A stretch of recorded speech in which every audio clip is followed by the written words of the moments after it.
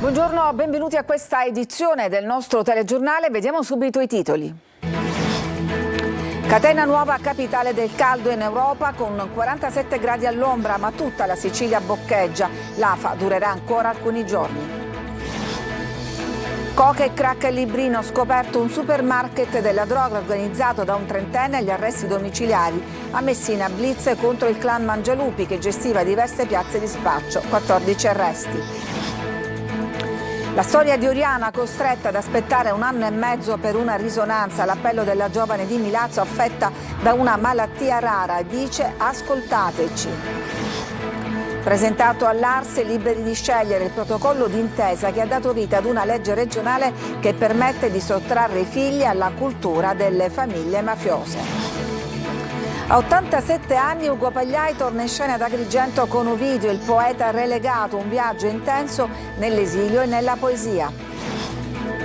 Calcio, il Palermo fatica a Châtillon, nel frattempo il direttore sportivo Osti prepara un nuovo colpo di mercato. Slitta a sabato la prima uscita stagionale del Catania, staff tecnico e squadra in campo a Norcia, dirigenza al lavoro per definire le prossime operazioni per rinforzare l'organico.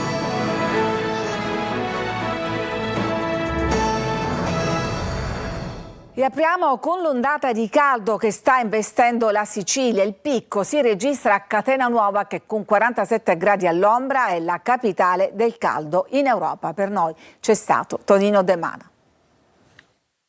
Io vengo della Costa d'Avorio. Fa più caldo qui o in Africa? Qui.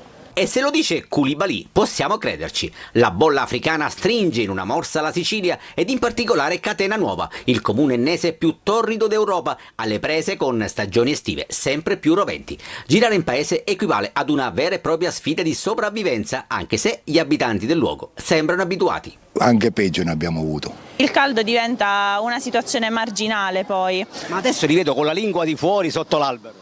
Sì, adesso sono stati da noi a ricevere il materiale per il gioco. I genitori fanno delle raccomandazioni quando lasciano il bambino al Summerfest? Sì, i genitori diciamo che sono forse le persone meno contente di queste attività perché vorrebbero salvaguardare i loro figli dal caldo. Ma il caldo opprimente c'è, richiede precisi accorgimenti e il chiosco è un'oasi felice. Cosa stiamo bevendo? Un po' di tè con la granita. E birra? No, quale birra? Con questo caldo la birra ci fa collassare. E tè al limone.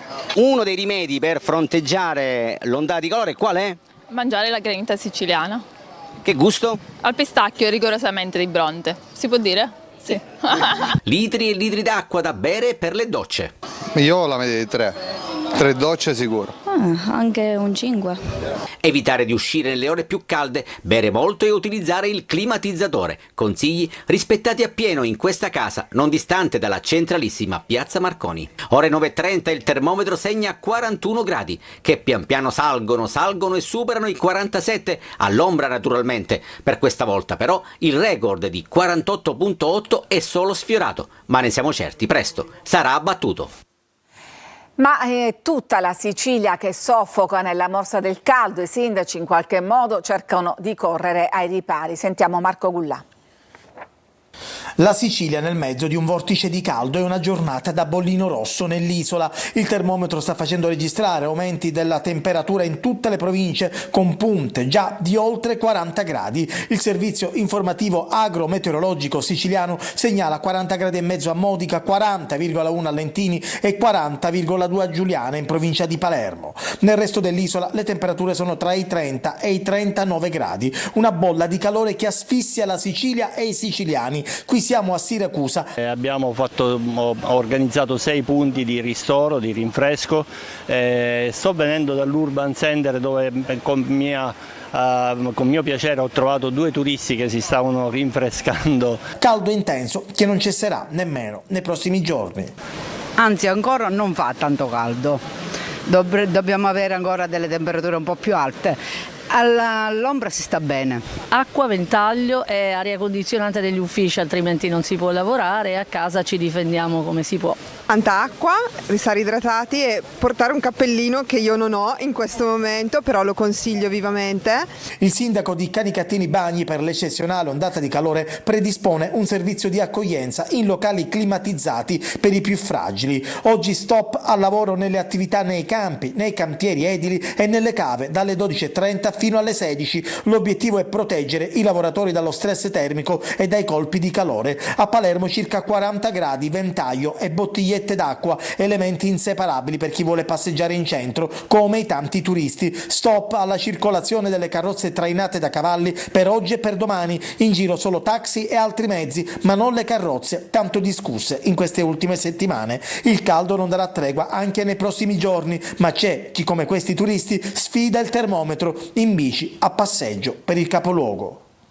E oggi il Focus, in onda dopo il TG, si occuperà proprio del caldo record tra consigli per la salute, rischi per il lavoro e ordinanze comunali. Con Roberta Lunghi in studio il dottor Renato Passalacqua, dirigente dell'ASP di Catania, in collegamento il capo della Protezione Civile regionale Salvo Cocina e Vincenzo Cubito, segretario della Fillea CGIL Catania. E lo ricordiamo, va in onda alle 14:30 su Telecolor, in streaming sul sito siciliaweb.it, i vostri messaggi al 342 745 5005. Siamo adesso alla cronaca. A Catania, smantellata una piazza di spaccio nel quartiere Librino. La gestiva un 31enne che era agli arresti domiciliari. Sentiamo Luca Ciliberti. Le telecamere piazzate dai carabinieri su via Capinera nel rione Librino a Catania hanno immortalato una fiorente attività di spaccio di crack e cocaina documentata da febbraio a giugno. Il gestore era un 31enne già ai domiciliari che aveva messo in piedi un vero e proprio supermarket della droga. Avvalendosi di una fitta rete di sentinelle e di un avanzato sistema di videosorveglianza, il 31enne sarebbe riuscito a bloccare lo smercio in caso di controlli delle forze dell'ordine. Nel corso delle indagini della Procura di Catania però i carabinieri sono riusciti ad arrestare 10 complici dell'uomo e a denunciare 16 persone sequestrando mezzo chilo di crack e cocaina. Ogni componente della banda aveva un compito specifico, dal trasporto per l'approvvigionamento fino allo stoccaggio, dal confezionamento e alla successiva cessione delle droghe. 2 si sarebbero occupati di custodire la cocaina e il crack per poi consegnarla al successivo livello dell'organizzazione. Le sostanze sarebbero state trasportate da 5 corrieri fino al domicilio del capo per la successiva ripartizione e vendita al dettaglio all'interno della sua abitazione. Le dosi venivano esposte in soggiorno e infine arrivavano al consumatore finale, vendute direttamente dal balcone di casa. E sempre a Catania 1,5 kg di cocaina è stata trovata nel retro di una tappezzeria, arrestato il titolare, accusato di spaccio a scovare la droga in un laboratorio artigianale di tessuti nella zona Santa Maria delle Salette a San Cristoforo. È stato il cane antidroga Ares che vediamo appunto in queste immagini. Ma restiamo in tema.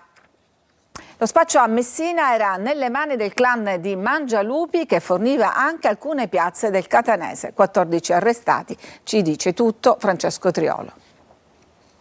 Traffico di sostanze stupefacenti, associazione a delinquere, sono i reati contestati a 14 persone, 13 arrestate in carcere e 1 ai domiciliari, raggiunte questa mattina da un'ordinanza di custodia cautelare del GIP di Messina su richiesta della direzione distrettuale antimafia. L'indagine ha consentito di ricostruire i ruoli svolti da ciascuno all'interno dell'organizzazione, 11 messinesi, 3 calabresi, c'era un capo detenuto in carcere ma che tramite la disponibilità di telefoni cellulari riusciva a comunicare all'esterno le proprie disposizioni. Per la gestione degli affari si avvaleva del padre e della zia che avevano il compito di gestire l'attività di spaccio e gli introiti dell'organizzazione e della compagna che fungeva da sua portavoce ma anche da recupero del denaro. C'erano poi i bracci operativi che pensavano all'approvvigionamento, alla gestione dello spaccio e al reperimento di armi, mentre i corrieri trasportavano la droga anche via mare nei luoghi di custodia individuati in città. La polizia è riuscita a monitorare i diversi canali di approvvigionamento, soprattutto nell'Interland della provincia di Reggio Calabria. Grazie al rapporto fiduciario con i calabresi, il clan riusciva a rifornire anche alcune piazze di spaccio catanesi per poi dividerne i guadagni. Nel corso dell'indagine sono stati sequestrati oltre 3 kg di cocaina, quasi 20 kg di marijuana, 2 kg di hashish per un valore di 1,5 milioni di euro, ma l'indagine ha evidenziato anche la disponibilità di armi del gruppo e il facile ricorso alla violenza che permetteva al sodalizio criminale di accrescere la propria forza e affermare la propria egemonia sul territorio. E allarme stupri nel centro di Palermo, 3 gli episodi di aggressioni negli ultimi 10 giorni. Sentiamo Maglio Viola.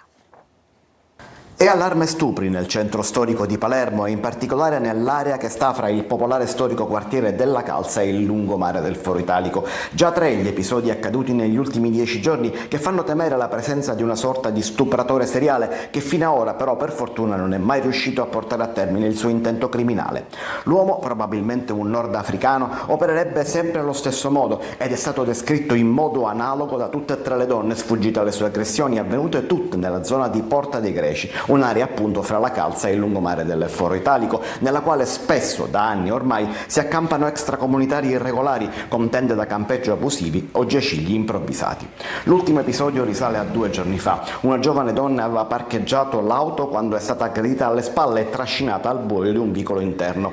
La ragazza, in preda al panico, tentava di chiamare aiuto col cellulare, ma il telefonino le veniva subito sottratto. In questo frangente però riusciva a divincolarsi e scappare fino a incontrare un gruppo di passanti per chiedere aiuto. Analoga aggressione nei giorni precedenti al festino, interrotta dall'intervento di 2 commercianti ambulanti che avevano montato la bancarella proprio nei pressi della medesima Porta dei Greci. Una terza aggressione è stata raccontata da una giovane donna ad un'associazione che si occupa dei diritti dei migranti. Le descrizioni coincidono ed è dunque partita la caccia all'uomo, anche se al momento è difficile dimostrare le responsabilità, visto che le descrizioni non sono sufficienti a identificarlo con certezza. Al nostro TG adesso la testimonianza di Oriana, una giovane affetta da una malattia rara che prenota una risonanza ma si sente rispondere che deve aspettare 1 anno e mezzo. La procura ha aperto un'inchiesta. Luca Ciliberti. A me è stata data la prima risonanza a giugno 2026 e la seconda a dicembre 2026. Lei è Oriana, 23 anni, volto solare, animo combattente. È invalida all'80%, titolare di legge 104, affetta da una malattia rara autoimmune ed è già sottoposta a diversi interventi chirurgici, vittima di 3 perforazioni intestinali nel tempo.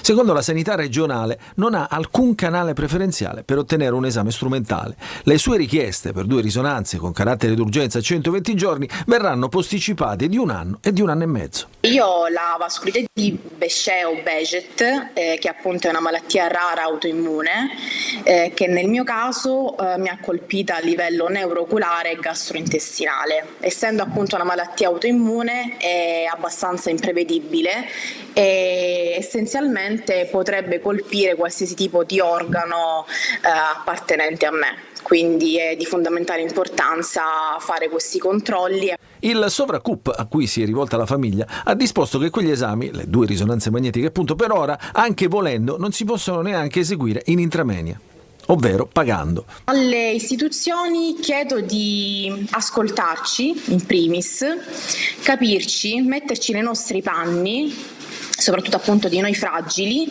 e di prendere dei provvedimenti. La famiglia e Oriana, che già una volta sono stati costretti a sborsare 1.300 euro per fare gli esami privatamente, stanchi di subire, hanno denunciato tutto e la sua storia è finita in procura, oggetto di un'indagine. E sempre in tema di sanità, contro il taglio dei posti letto, oggi la protesta di sindaci e giunta di Gela e Mazzarino che si sono riuniti per protesta davanti a Palazzo del Normanni. Ci dice tutto Gerry Italia. È il giorno della protesta istituzionale. Consiglio Comunale e Giunta di Gela, affiancati da una delegazione di Mazzarino, si sono dati appuntamento davanti all'Ars per una seduta monotematica all'aperto. L'obiettivo è chiaro: respingere il piano regionale sulla rete ospedaliera che, secondo i sindaci, penalizza pesantemente il territorio. A preoccupare sono soprattutto i tagli previsti per l'ospedale Vittorio Emanuele. In contemporanea, dentro Palazzo ai Normanni, l'assessore regionale alla sanità Daniela Faraoni espone la proposta di rete ospedaliera in commissione, assieme ai dirigenti Salvatore Iacolino e Giacomo Scalzo. La commissione dovrà esprimere un parere vincolante. Già la scorsa settimana il sindaco Di Stefano aveva portato le istanze della città direttamente alla commissione, chiedendo il rispetto della rete ospedaliera 2019 e l'attivazione di reparti mai avviati. Oggi ribadisce la sua posizione in piazza. Abbiamo deciso di venire qui proprio per dire no ai tagli incondizionati, no ai tagli senza una programmazione, in maniera particolare un no ai tagli dell'ospedale di Gela. Si tratta di un'area SIN, di un'area altamente danneggiata dall'industrializzazione degli anni passati ed è un territorio che deve essere salvaguardato. A Palermo anche il sindaco di Mazzarino che denuncia la marginalizzazione dei piccoli centri e l'impoverimento progressivo dell'offerta sanitaria. Siamo qui per dire con forza all'ospedale di Mazzarino non si tocca, e così come abbiamo fatto in passato faremo questa volta le battaglie qualora le nostre proposte non venissero recepite. Una protesta istituzionale, civile e partecipata che punta a far cambiare rotta alla Regione e ad aprire un confronto vero sul futuro della sanità nei territori più periferici. Liberi di scegliere, si chiama così il protocollo d'intesa che ha dato vita ad una legge regionale che permette di sottrarre i figli alla cultura mafiosa di origine. Maglio Viola. Per la prima volta è la regione siciliana a varare una legge veramente antimafia. Nulla di penalmente rilevante perché la materia penale è sottratta alla regione, ma una norma che assegna risorse e un percorso di allontanamento dalle famiglie dei mafiosi dal contesto criminale. Questa è la prima legge fatta da una regione che speriamo diventi legge del Parlamento nazionale, che si occupa di combattere la cultura delle famiglie mafiose. Madri, figli, nipoti dei boss adesso possono prendere le distanze ed essere assistiti. Il percorso penale è stabilito dalle procure ordinarie e dei minori, quello di assistenza gestito grazie alla legge regionale, ispirata da un protocollo partito da Catania e già applicato anche in Calabria. Siamo intervenuti su più di 200 minori, 34 donne sono andate via dalla Calabria e da Catania seguendo i loro figli, 7 sono diventate collaboratrici o testimoni di giustizia, ma abbiamo avuto anche 3 importanti boss calabresi e siciliani che hanno deciso di intraprendere la strada della collaborazione dopo l'intervento sui loro figli, addirittura a Catania sul loro nipote. Il nuovo strumento è in larghissima espansione, come conferma la procuratrice dei minori a Palermo, Claudia Caramanna. Questi procedimenti erano appena 11 nel 2022, in questi primi 6 mesi del 2025 ne abbiamo già iscritti oltre 150. Si tratta comunque di un problema principalmente culturale e intervenire non è sempre semplice. Ovviamente molto dipende dagli operatori, da quelli che si siedono al tavolo e insieme collaborano, dall'impegno che ci si mette, dal coraggio e dalla tenacia nell'insistere. Non basta una volta. Ci fermiamo, c'è una pausa, torniamo dopo con altre notizie.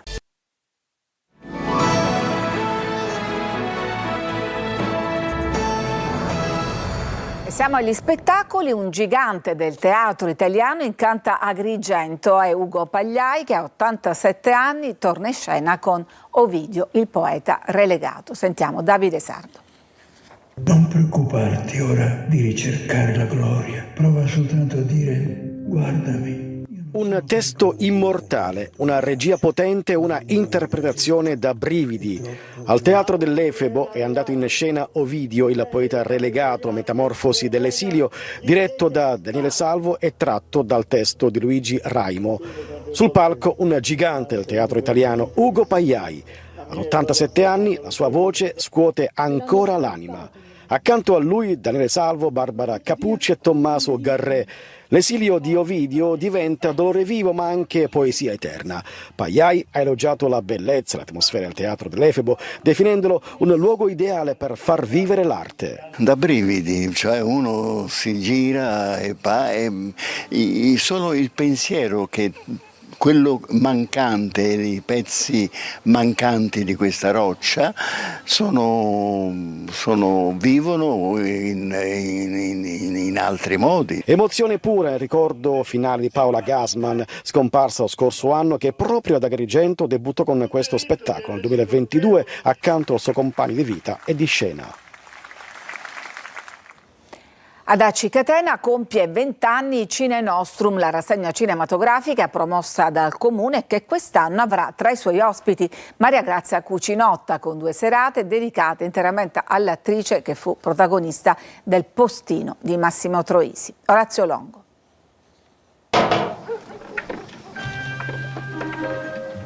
Sarà l'attrice Maria Grazia Cucinotta a festeggiare i 20 anni di Cine Nostrum, la rassegna di cinema organizzata dal comune di Aci Catena in provincia di Catania.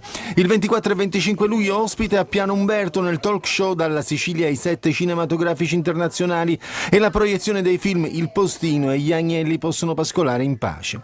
Un tributo all'arte che resiste, dice il sindaco di Aci Catena Margherita Ferro. Festeggiamo i 20 anni dal 2005 al 2025, lo faremo con 4 giorni di festa ma anche di cultura cinematografica e avremo diversi ospiti tra registi, giornalisti che allieteranno e terranno il palco e abbiamo anche identificato un premio che rappresenta un'ideologia, un simbolo di Acicatena.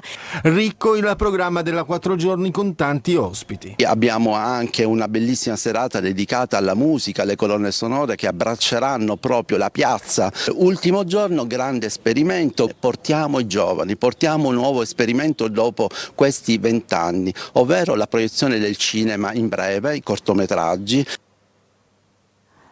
Ci fermiamo, c'è ancora una pausa e poi torniamo con la pagina sportiva e con le squadre tra ritiro e mercato. A tra poco.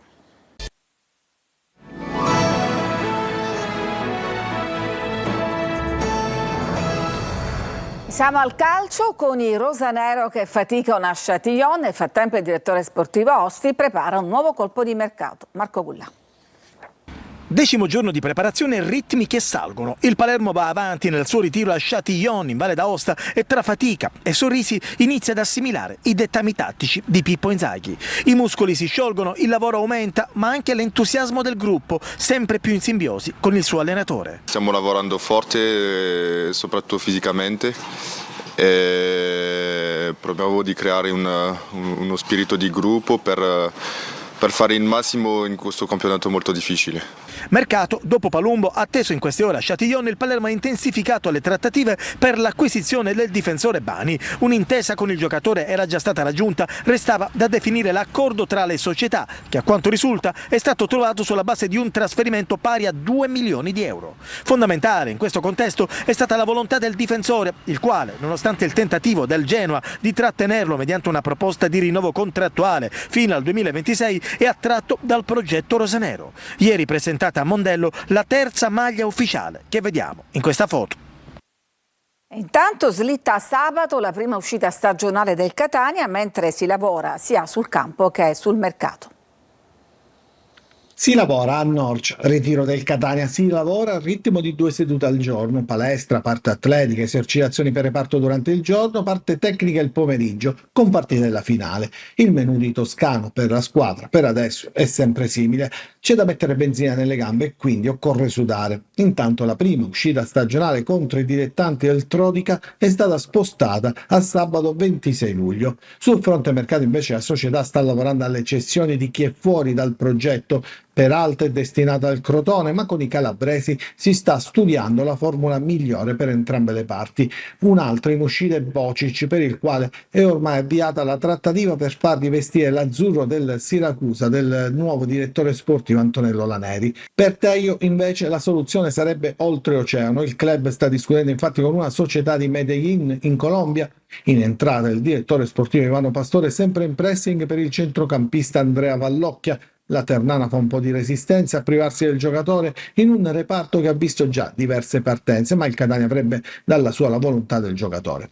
Un altro rinforzo poi atteso ancora per il reparto avanzato e per la difesa il Catania avrebbe sondato Celiento del Trapani. I Granata devono fare i conti anche col pressing della Ternana su Ciuferri, mentre hanno rescisso il contratto con Kragl finito all'ambiziosa Nissa in Serie D.